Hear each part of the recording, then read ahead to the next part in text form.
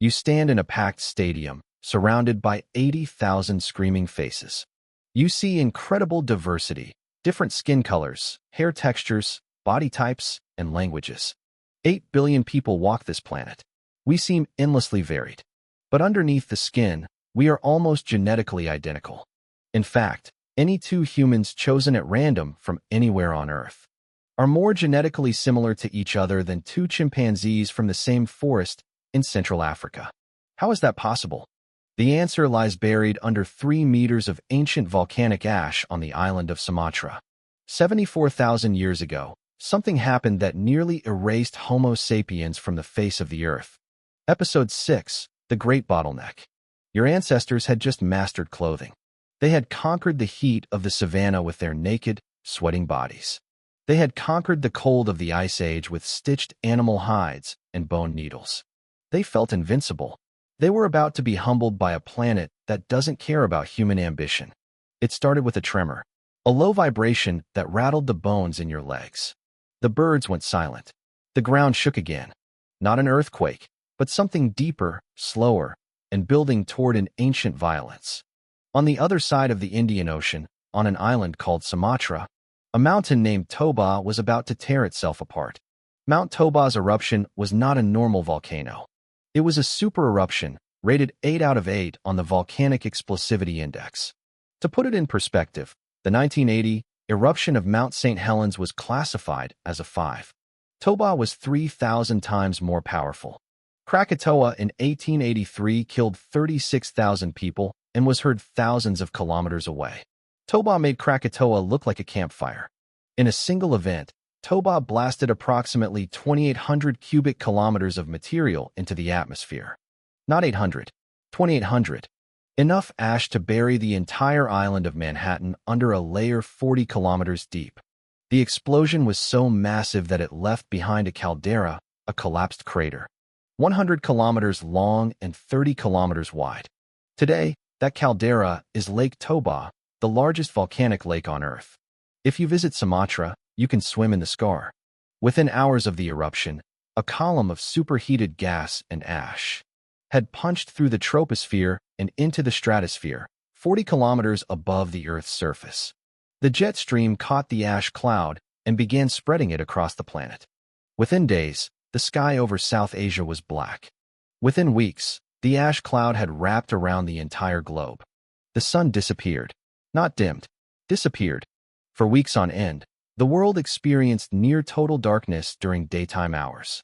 Photosynthesis stopped. Plants began to die. Then the ash began to fall. But this was not snow. Volcanic ash is pulverized rock and glass, microscopic shards with razor-sharp edges.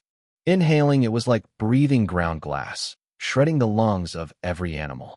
In parts of India, excavations found ash layers 6 meters deep, deposited in weeks.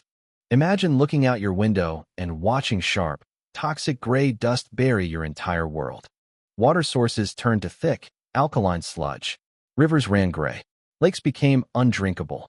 Animals that survived the initial ashfall choked on the contaminated water. But the ash was only the beginning. The eruption had injected hundreds of millions of tons of sulfur dioxide gas into the stratosphere. Up there, the sulfur dioxide combined with water vapor to form a dense layer of sulfuric acid aerosols. This acid layer acted like a giant mirror, reflecting sunlight back into space. Global temperatures plummeted as sunlight was blocked. Climate models suggest average global temperatures dropped by 15 degrees Celsius within months. In tropical Africa, where our ancestors lived, daytime temperatures fell below what they experienced during normal winter nights. The warm, fertile homeland of Homo sapiens became a frozen wasteland almost overnight. This was the volcanic winter, and it lasted for 6 to 10 years. During those years, acid rain fell continuously, burning the remaining vegetation. Without plants, the herbivores starved. Without herbivores, the predators starved. The entire food chain collapsed from the bottom up. Forests died. Grasslands withered. The world became a silent, gray, frozen graveyard. And Homo sapiens, a tropical species with no biological cold tolerance, no hibernation ability, and a body built for the African sun, began to die. The human population crashed dramatically. Geneticists have estimated, using mitochondrial DNA analysis and coalescent modeling, our total breeding population dropped to between 3,000 and 10,000 individuals. 10,000 people on the entire planet. To put that in perspective, there are more people in a single section of a football stadium than there were Homo sapiens on the entire Earth. One bad winter, one spreading disease, one failed hunt, and our species would have been erased from the fossil record forever. This is the genetic bottleneck, and it explains why you and everyone you have ever met are so genetically similar. When a species crashes to a tiny population and then rebounds, the survivors carry only a fraction of the original genetic diversity. Every human alive today is descended from that tiny group of Ice Age survivors. We are all, in a very literal genetic sense, members of the same family. But how did those few thousand people survive when everything else was dying? The answer is fire, and more importantly, the social organization of fire. In a damp, ash-choked world, starting a fire from scratch was nearly impossible. Ancient fire-making required dry wood, tinder, and air. All three were gone. The tribes that survived were the ones that kept their existing fires burning, day and night, without fail. Keeping the fire alive became the most sacred, highest-stakes duty in the tribe. If the fire died, the tribe froze. If the tribe froze, sapiens died. Fire maintenance required around-the-clock cooperation. Someone had to feed the embers while others slept. Someone had to find dry fuel in a world buried under wet ash. Someone had to shelter the flame from the acid rain. This was not work that could be done by a single individual. It required absolute trust between every member of the group. And in this crucible of survival, a new human psychology was forged. Selfishness was no longer just a bad personality trait. It was a death sentence. If you hoarded food, you weakened the group that you depended on for survival. If you refused to share warmth, the person who was supposed to guard the fire died of exposure. And then the fire went out. And then everyone died. The tribes that survived Toba were the ones that shared everything. Down to the last scrap of fat, down to the last piece of dry wood. Homo sapiens developed what anthropologists call hypercooperation, the ability to care for non-relatives, to risk your own survival for someone who shares no blood with you. No other hominid did this.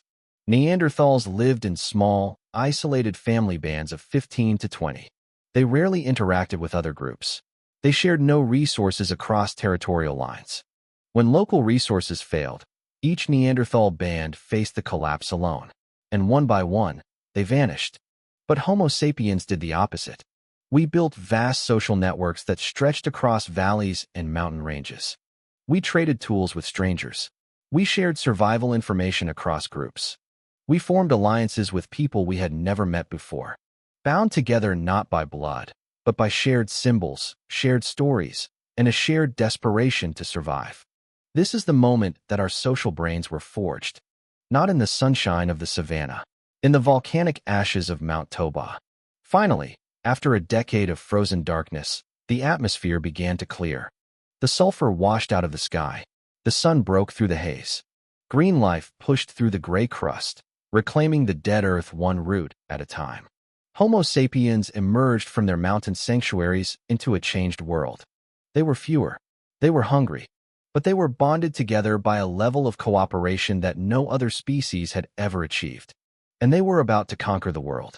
Within the next 50,000 years, that tiny band of survivors would spread across every continent, cross every ocean, colonize every climate zone, and build the most complex civilizations the planet has ever seen, all from a population that once fit inside a single stadium. As you walk across the old volcanic plains, you spot something shining in the dirt. A piece of obsidian, volcanic glass forged in the heart of the eruption.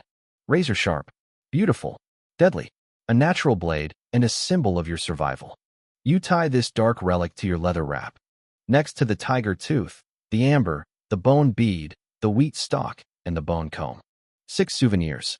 6 stories of survival.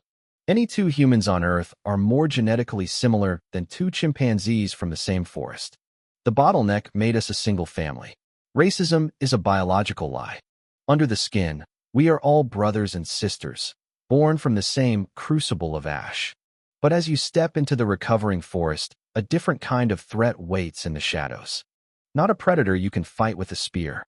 Not a volcano you can flee from. A microscopic mind controller that wants to rewrite your brain and walk you directly into the jaws of death. Find out in the next episode.